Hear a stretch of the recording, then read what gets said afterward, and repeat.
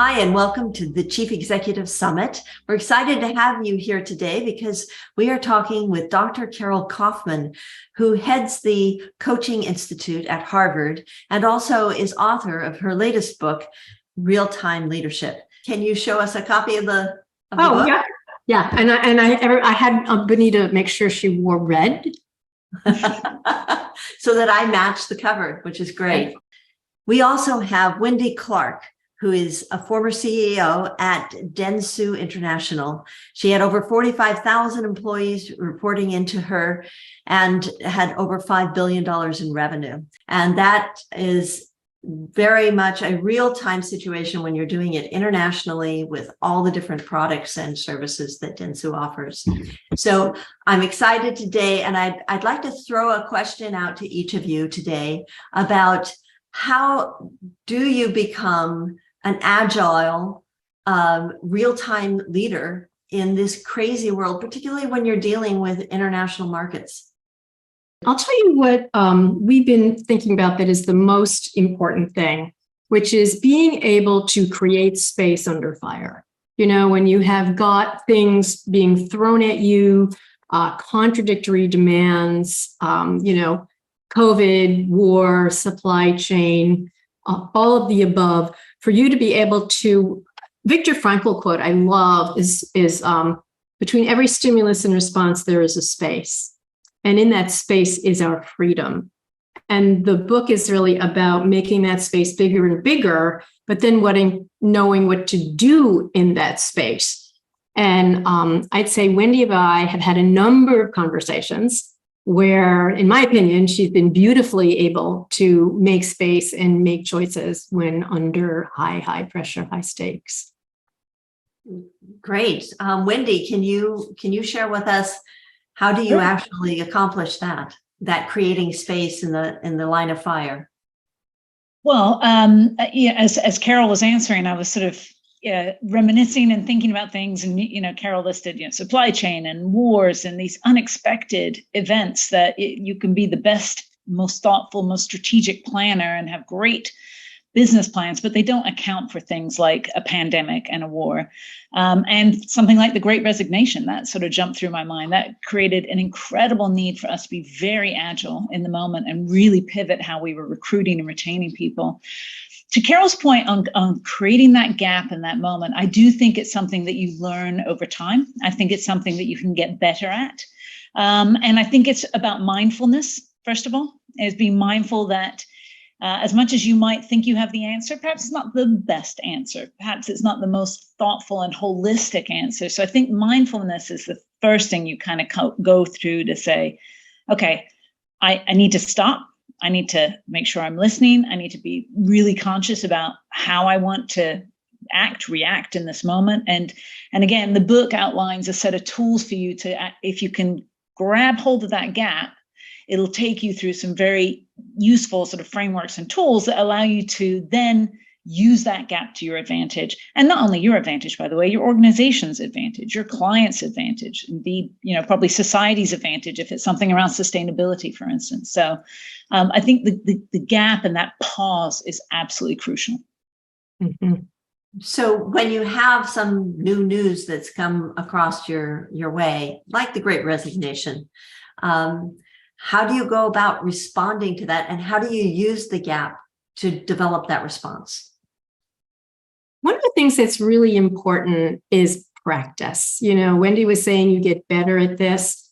And one of the consultants in our book, because the book draws from business strategy, military strategy, every psychological theory you can throw a stick at, as well as pouring through years of our coaching. And one of the people we consulted with is a 4-star general, which, by the way, I had no idea how cool that was. I thought, yeah, there's a bunch of them, right? And my co-author, David Noble, goes, Carol, there was only one 5-star general in the history of all time. But what this guy would say is it's all in the reps. And so what you do is you work on these things in little moments, just like every day, sort of building these so that when you're in the big moments, you can act in alignment with your values. So I'd say the reps. Reps. Okay. And each of those reps is kind of like doing an exercise, it sounds like. So you're doing the exercise of trying to craft your response to be more well-rounded, broader, have a greater breadth to that response. Is that what I gather? Okay. So Wendy, do you want to think of an example? Because I know there's a bunch, but of something that came at you and you were able to create space, and what is it that you said to yourself or did in order to make that happen? Yeah, I mean, I think probably coming from a service business, perhaps the thing that jars you the most is when a client makes a decision that you weren't anticipating, to probably the negative. The positive ones, you're glad to be agile in those moments. The negative surprises, obviously the revenue impacting, the job impacting ones are tough. And I think there's oftentimes, obviously there's emotion with it, because you know you're going to impact people's lives. If there's layoffs, I mean, it can get, obviously, deeply challenging. And I think in those moments, to just be able to not have the reactionary, I'm going to start sending emails, I'm going to start making calls, I'm going to start getting people together, and just, again, be mindful. Consider what your options are. Consider what you want the best possible outcome to be, even if it's obviously a challenging situation, but there can always be more positive outcomes in that. And then to kind of bring your team together. Carol will tell you I'm very relational, so I am always the lean with person. So we're going to lean into something, we're going to do it together, but I need to know where I'm leading the team. I think your instinct a lot of times can be, let's just all jump in a room and just start to jam out a solution. And I think as a leader, that's actually not necessarily helpful to your team, because you haven't decided where you want to lead. I'm always open to, I might have decided it completely right. And I'm open to, once the team comes together, we may, ebb and flow on what that solution is. But I need to come into that room with my thoughts gathered, with the outcome and the solution that I see and the path forward, and then have the team build and sort of help me shape that more. And that's, again, what that sort of gap is. So I would say, many times, when you get bad news or bad client news or revenue impacting news or job impacting news, those are the types of situations that I think demand that you take a minute and take a breath and really thoughtfully shape what you think is the optimal, path forward and how you want to, proceed, with an openness to others building to that, once you have identified the plan. But that's, of course, the responsibility of the CEO to start that. Right. So it sounds, Wendy, like you're developing a mutually beneficial goal, and that will allow you to sell it to others and get their ideas through that process. Yeah, one of my favorite sayings, that I get to work with a lot of creative people, and one of the great sayings that I got from a creative person I worked with at Coke was strong convictions lightly held. And so I really always say to our teams, you're paid to have your convictions. You're paid to have your opinions. You're not paid to just be quiet and take orders and everything. That's not the role of leaders at all.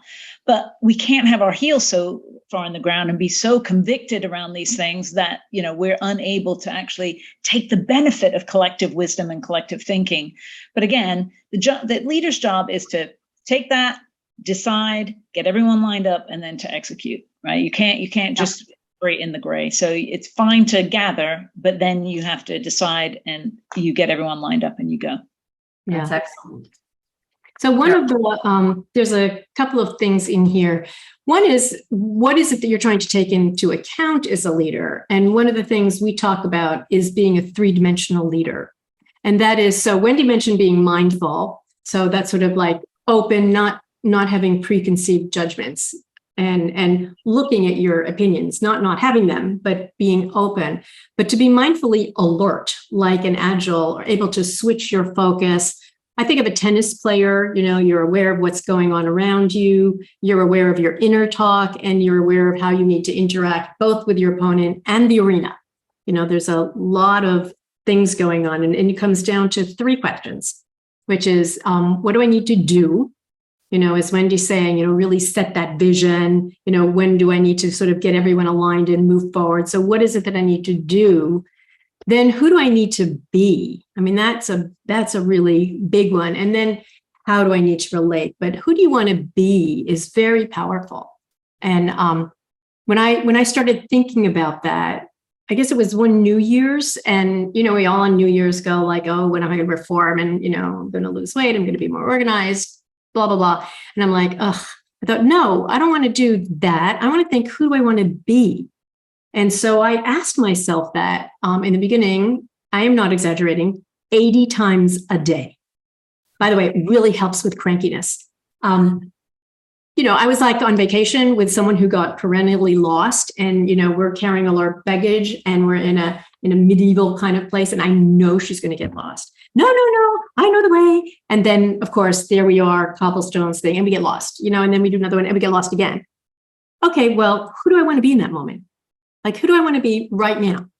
Or I'm in front of the board. I want to become the CEO, and I see that things are tanking. Who do I want to be right now?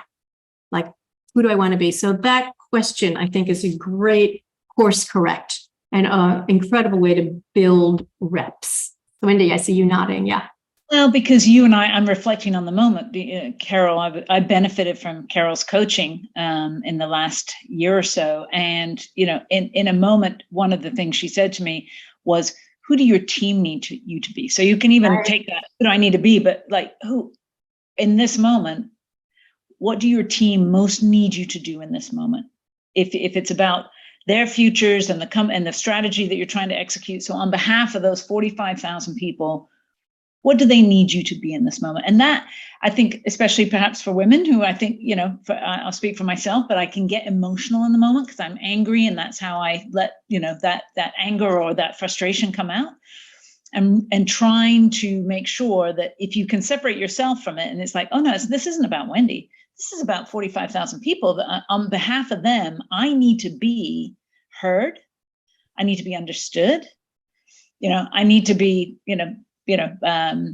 trusted, wanted, to share and offer an opinion. Those were really important criteria. So, that was a saying that Carol had given me that just rang through my mind a lot of times when I was frustrated. Like, take yourself out of it, make it less personal, and make it, if for someone relational, obviously the team's, livelihood and welfare and their success is really important to me. So that gave me that. Then suddenly you're like, oh, hang on a minute. Now you're dealing with like Xena the warrior, because now I'm really mad. Now I feel like I'm on a mission here for my people, and that was a really powerful thought. Now, one of the things we talk about in the book. So it's got we follow this MOVE model, which we can talk about sometime. But one of the things we really look at is, what is it that you need to do when you step into one of these big roles and you are the embodiment of 45,000 people? And one of the things I thought about is, how do you step into entity identity? You have your own identity, but here you are an entity, and your entity may need you to kind of lean in and really be aggressive, or even really be enthusiastic. Or in an entity mode, it may mean that your people need you to lean back and just go with the data and be very rational and contextualize things. Or they may need to have you lean in with nurturance. And then the toughest one of all is, at times your people need you to not lean at all, and just the whole thing you're ready to jump on may just go right by you. So that you can be action oriented if you need to, thoughtful if you need to, caring if you need to, and reflective if you need to. And that's an article that came out this month in Harvard Business Review called "The Power of Options." And really, that's one thing. Like, can you make space so that, like Wendy, when you're under the heat, you can actually choose what to do? Do they need me to step into the anger? Do they need me to step into a pep talk? Do they need me to hear me think? What is it that they need? And then go from individual identity to entity identity. I don't think I had to say this so much to Wendy, but as I say to some leaders, is, the secret nobody tells you, leadership sucks. It's constantly sacrificing things you want to do for the good of the larger organization. I love that, Carol, that you have to be a different person to different groups, but the CEO has a lot of different groups that they need to represent: the shareholders, the employees, the vendors, even community leaders, and at the same time they have to build trust with each of those groups. So if they're changing their leadership style and being agile, how do they establish that consistent trust with all those different groups? In a nutshell, you can have a diamond, a ruby, an emerald, and sapphire, and they all have different facets. So, Wendy, is a diamond. So she can show up, lean in, lean back, lean with, etc. Who do I want to be? What do I need to do, etc. From the diamond, being true to the core and who you are. Because authenticity, people mistake that. It's like, well, if I'm authentic, like, can I just say what I want to say and do what I want to do? And that's like, well, no. But authentic means I've got this core of my values. And there's, my style of authenticity, Wendy's style, your style. So I think you match that. It's like whatever you are, but there's many facets to who you are. And I think the more agile and mature leaders have more facets to who they are. Which I think is, again, learned over time. That's back to that reps thing. I don't think, you, Bonita, we're talking about the research you did, and how the power of learning and journey is shaping for leaders. There's no question. I don't know about this notion of a natural born leader or not, but I know whether I was or wasn't, I have become a better one over time, given those reps and given that experience.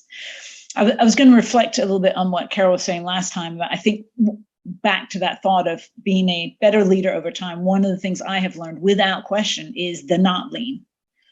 And I think my younger self would be like, I'm in, I'm out, I'm with, but I'm doing something, right? And that notion of going, you don't owe anything in this moment until you have gathered your thoughts and you have gone through, again, grab that gap and think about it. And I think a younger leader just feels like they have to do something because that's what leadership is, right? You're just like, well, this is what we do. We take action. And I think that non-response a lot of times, and there, unfortunately or fortunately, I don't know, there are going to be moments where people are baiting you a little bit or goading you a little bit for a reaction. I've seen that plenty of times. And the power of a non-reaction in a moment where people anticipate that you'll have a certain reaction is incredible. It takes a lot. Your toes might be curling in your shoes and you might be having a lot of self-talk, as Carol says, but you can do it. You can absolutely do it. And then to the other point, I sort of said that E in CEO can stand for a lot of things. If it's, my associates, it's, chief expectation officer, right? They've got high expectations of me. If it's shareholders and investors, it's chief efficiency officer. They want maximum efficiencies out of the company and they, want us to grow and deliver a good return. If it's environmentalists, it might be, the chief environmental officer. Right. And you really have to be able to ebb and flow to all those constituencies and what they most want from you in that moment. And that requires this sort of agility of moving and shifting. But those constituencies are all connected. And when before these jobs, I was at Coca-Cola, right? Someone might be drinking a Coke, but they also might be a shareholder and they also might be a member of a community organization that right. There are several constituencies rolled into one. So they may want the CEO to be any number of things. And that's what this agility is about. And only by, I think, sort of being very reflective and using some of these tools to just have a mental check off, can you do that as well as you should. I totally love this E in the CEO. So the other one is the chief emotional regulator officer. Yeah, sure. How do you to do that? And one of the things that you were talking about is as a younger CEO, and you've been a CEO 3 times, which is amazing. And people think they have to do. And one of the things that we've sort of found when we were sort of going back over what does it take to be a great leader, and particularly it's like, who do you need to be? And the research on what you emanate is very, very powerful. So you're the chief emanation officer, because people pick it up. And you can either, you can emanate good intent, even if you are giving tough news. And people pick it up in, I think it's actually technically 30 milliseconds. Your amygdala will pick up the intention of the other person. It takes your cerebral cortex another 50 milliseconds to catch up.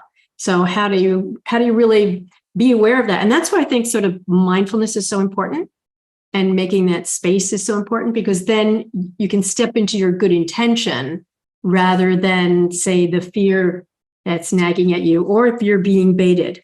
I think you haven't really been a true leader until you have survived assassination attempts, people baiting you in public, bunches of that stuff. And for that, how do you maintain grace under that kind of pressure? And that's where I like, Carol, you talk about the platinum rule as well as the golden rule, which was something I did not know before you and I spoke. So that might be useful based on that sort of notion of grace in a moment. Mm-hmm. What is the platinum rule, Wendy? Oh, well, so we all know the golden rule, right? Do unto others as you would have done unto you. The platinum rule, as I learned from Carol, is do unto others as they would have you do unto them. Right? Which may not be the same. Which may not be the same as what you think, right? And I think that's interesting that you kind of go, oh, hang on a minute. Now that's a next level Jenga here, right? You have to actually be so thoughtful and so mindful and so aware, and perhaps so generous and giving. There could be something completely opposite that you would have done unto you, but and you have thought through and listened enough to understand they actually want something different. Right. I think that's really higher order leadership. Yeah, I was thinking once, everything to me is a metaphor. I over metaphorize. It was so hard to write a book. They made me take out most of my metaphors. And I love them. They're like my little pets. But one of them I had to take out, but I can use it here because my editor isn't going, Carol, don't do that, which is ask yourself, are my people llamas or puppies? So if you are a puppy and you do a good job, it's like the puppy wants to be patted. Now, llamas are so soft and fuzzy, surely they want to be patted, but no, they are the hugest introverts in the world. And if you, in fact, are trying to train a llama, what you do is when the llama does what you want, so let's say you guys are the llamas, and you do what I want, I do this. I pull away from you. And then that llama, it'll paw, it'll roll over. It just wants space from you. So you imagine an extrovert boss and a super introvert report.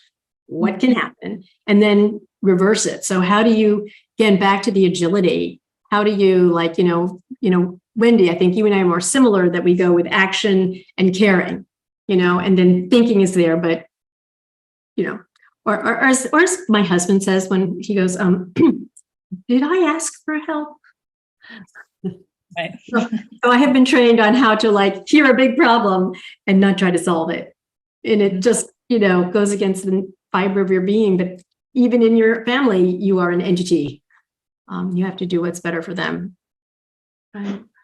That is very insightful, to understand what motivates other people and then to give them that as the reward. I love your example of the llama. I had no idea that's how you trained a llama. Thank you. And they spit on you, right? I mean, it gets even worse with the llama. I thought we were going to go that far with you touch them and they spit on you, so that you really do get warned. I call them the great false advertisers. They look so soft and they look so wonderful. Pet me at your peril. Well, at least then you can reward them with what they want by turning away from them. Now we know. Platinum rule. And it's really interesting when you're running a team and you got a bunch of llamas, you got a bunch of puppies, you got some cats in there. Every now and then you get a reptile. And it's it's and how to kind of read them and respond, because the whole point of the book is how do you respond in the moment? How do you make that space for yourself? And it's so hard. And when you can do it, though, particularly if it's a really tough situation, it feels great. That's wonderful. What about the fact that you need to, in a crisis, you need to gather information, but you might not have the time to do it? How do you go about facing that down and getting all the information you can but also taking action? Well, I think what you always do, I think, is make the best decision with the information that you have, allowing for new information to come in. And so that's where I kind of go to strong convictions lightly held, because we can always be in a crisis situation.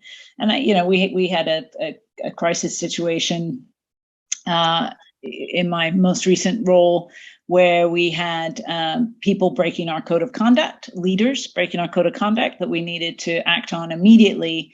But so you deal with that, but then guess what? Then that's gone down to some of the next layer, and you feel, this is why I think the communications and transparency in these actions is very, very important. Certainly with younger generations now, what we would call younger, but Gen Zs, millennials have an expectation, have a really clear understanding of what the company is doing, why you're doing what you're doing, and be provided a forum to ask you and question you why you're deciding what you're doing.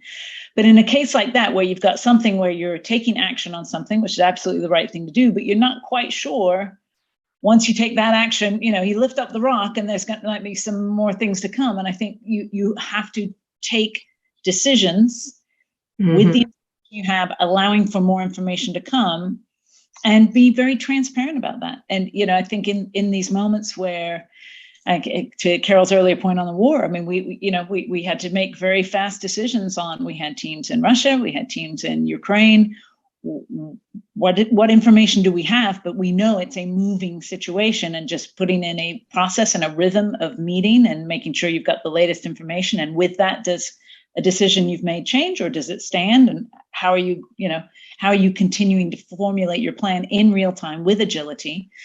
But again, thinking about, what Carol has sort of constructed in the book now, giving yourself those moments, even within something that's so dynamic and so fluid, space to just appraise, think, maybe reset if you need to, and not being frenetic. I think the opposite to grasping the gap is sort of a frenetic energy and a frenetic decision-making, which I don't think ends up being as thoughtful or likely probably as beneficial as it could be. So how did you respond to the news of the war?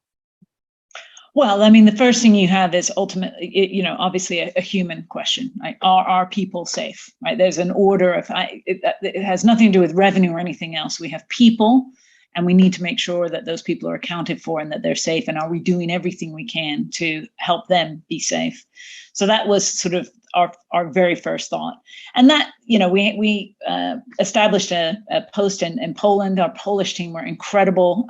We helped move people who wanted to, as you know, the Ukrainians are incredibly proud, and many of them did not want to leave. They wanted to stay, but those who wanted to, we provided for, the company provided for passage and shelter in Warsaw. We ended up having almost 100 employees taking people into their homes. At the time, it was incredible. We created a creche in our office where people could bring their children and get onto a computer. We had a bank of computers that we would have some childcare so they could get a break, so they could try and find loved ones, family. So again, you're dealing with humanity first and foremost, right? And then after we felt like we had done what we could do and our people were as safe as they could be and where they need to be, and we had that sort of, then we went to the next level of, okay, now we've got to, obviously think about our business. What does that look like?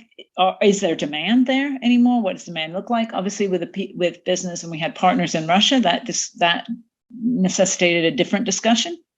Were we going to operate in Russia any longer, and what would that look like? And how these were longtime partners, partners of 20 plus years. So we again had a very transparent conversation with those partners.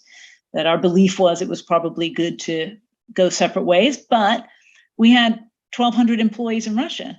They weren't responsible for the war. So we wanted to make sure those employees, even if we were separating our partnership, that they were provided for, that they would go on to have prosperity, that, they would be okay. So I think at every junction, sort of it's very intersectional, back to those sort of thoughts. You've got these different constituencies, and we've got pressure from the media asking us what we're doing and why we're operating in Russia, but you've got 1,200 people whose lives you're not just going to cut them off, right? So those are all, that's back to that sort of intersectionality of decision making, and again, making the best decision you can with the information you have and allowing for constant improvement or addition of that information, and then making the best decision as you go. Mm. I think the other thing is, we fill in the dots with our hopes and our fears, and in this situation, I think what was so impressive is Wendy and her teams really were driven by their values, really like multiple values going on and being able to see things from different vantage points. So I'm going to do a little plug for the book for a moment, and you'll see why. So I think that remember something under pressure, you need an acronym. I have acronyms for everything, but it's like MOVE. So M was to be mindfully alert and agile to what's outside, inside, and between people. O is for the options generator. So there's reflexes of, fight, flight, freeze, and befriend that turn into lean in, lean back, don't lean with, and how to overcome your reflexes, which we do with these reps over time. But V is for vantage point, which is when you are looking at a situation, particularly through the fog, how can you do your best? And on one hand, you want to be clear, do you need high def or grainy? How broad, how deep? But then are there things that distort your ability? Personality factors or biases. So I think of, let's go back in time to the Olympics. So we're there in the Olympics and we're hearing about, these cranes being surrounded by these soldiers. How many of us put it together? This is really going to happen. I did not put it together. Why? I filled in those dots with my hopes. My hopes were it's not going to happen. So I, many was stunned. I thought like a little bit like last time. Devastating in Kyiv. So it's just really important for us to keep being aware, and we do need to operate in massive ambiguity, but to be highly aware, where might I make an error? Will I tend to not see something, or will I be, one of my CEOs today, he's like, my favorite book is, what it's called? Only the Paranoid Survive, Carol. Okay, that's a different take on things. But we all fill in. I think that's just so important for us as we're making these decisions to be aware. If I was going to make a mistake, what would it be? Over-optimism is responsible for 75% of all business failures. So it's like, I better have a check and make a space if I'm going to be in this overly optimistic space. My guy, he tends to know he's paranoid and cranky. So if he's going to make a mistake, it's like out with, off with their head. So he's learning to make that space and sort of downshift and help remember things like, actually, she did something really great last week. Maybe I shouldn't kill her. So, but how do we do that? Get the vantage point that can just be clear. That's why I really like your assessment that they have to develop different options so that they can choose from them rather than just react. I think that's a fabulous comment. Yeah. We actually have an assessment. So by the way, if anyone's interested in finding out more about the book, you just Google real-time leadership and that'll take you to the book, but it won't take you to our landing page where we have an assessment. So you can sort of see where are you stronger and not stronger. So I'll tell you the name of the website, and the actual name was too long. So the book, Real-Time Leadership, and then Institute.com. I got tired with that. So we shortened it RTL Institute.com. And in there's, you can buy the book, but there's an assessment that you can take and get a sense of, sort of like when it comes to your mindful alertness, like is that where you need to grow? Developing different options, is that where you need to grow? Getting really in charge of your vantage point, is that where you need to grow? And E is to engage and affect change, which Wendy actually keeps talking about, which is, are you sending out the right signals at the right strength to the right people? Then are you hearing the ping back, like a dolphin with echolocation? You're hearing things, and then do you iterate? And then how do you execute? So you can sort of look through those and kind of do a bit of a self-assessment on that. That's fantastic. Thank you, Carol. And thank you, Wendy. I love the examples that you've offered, and I love the framework that you offered, Carol. It's just really excellent for helping people manage in this crazy time that we're living in. So thanks very much, both of you, for being on the podcast.